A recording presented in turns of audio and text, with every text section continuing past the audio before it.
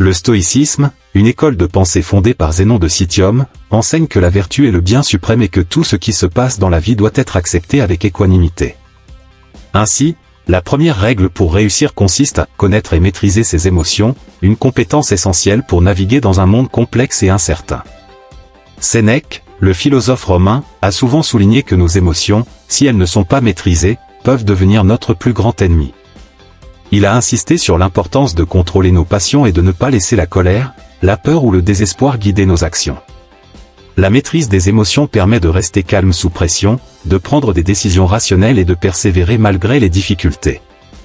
Sénèque nous enseigne que la maîtrise de soi est la clé pour atteindre la sagesse et, en fin de compte, réussir. La deuxième règle, se concentrer sur ce que vous pouvez contrôler, trouve son origine dans les enseignements d'Épictète, un ancien esclave devenu philosophe.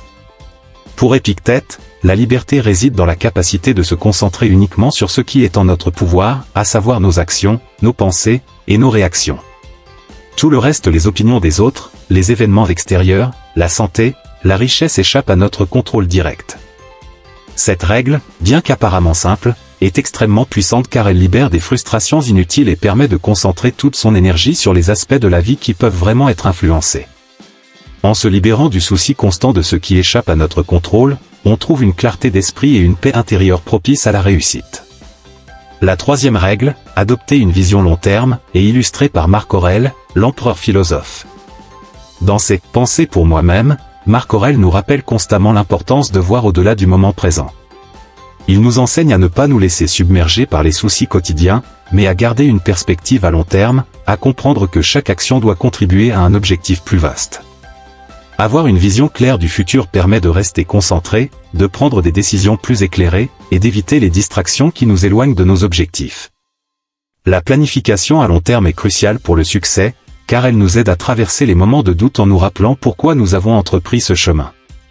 La quatrième règle, agir avec vertu et intégrité, puise ses racines dans l'enseignement de Zénon de Citium, fondateur du stoïcisme. Pour Zénon, la vertu est la seule vraie richesse, et tout le reste pouvoir, richesse, renommée est secondaire. Agir avec vertu, c'est aligner ses actions avec ses valeurs profondes, et faire ce qui est juste, même lorsque cela n'est pas facile. Dans un monde où la tentation de compromettre ses principes pour un gain à court terme est omniprésente, Zénon nous rappelle que l'intégrité est non seulement essentielle pour la tranquillité d'esprit, mais aussi pour une réussite durable. Ceux qui réussissent vraiment dans la vie sont ceux qui restent fidèles à leurs valeurs, même face à l'adversité. La cinquième règle, pratiquer la discipline et la persévérance, est au cœur des enseignements d'Épictète. Pour lui, la discipline est le fondement de toute réussite. Il nous exhorte à être inflexibles dans notre quête de l'excellence, à ne jamais nous contenter de la médiocrité, et à persévérer même dans les moments les plus difficiles.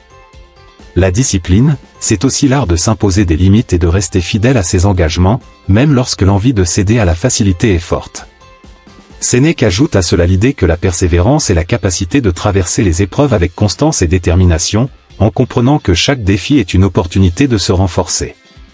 La sixième règle, embrasser l'adversité comme une opportunité, est tirée de la philosophie de Marc Aurèle, qui croyait fermement que l'obstacle est le chemin. Pour lui, chaque difficulté est une chance de grandir, de devenir plus fort, et d'évoluer.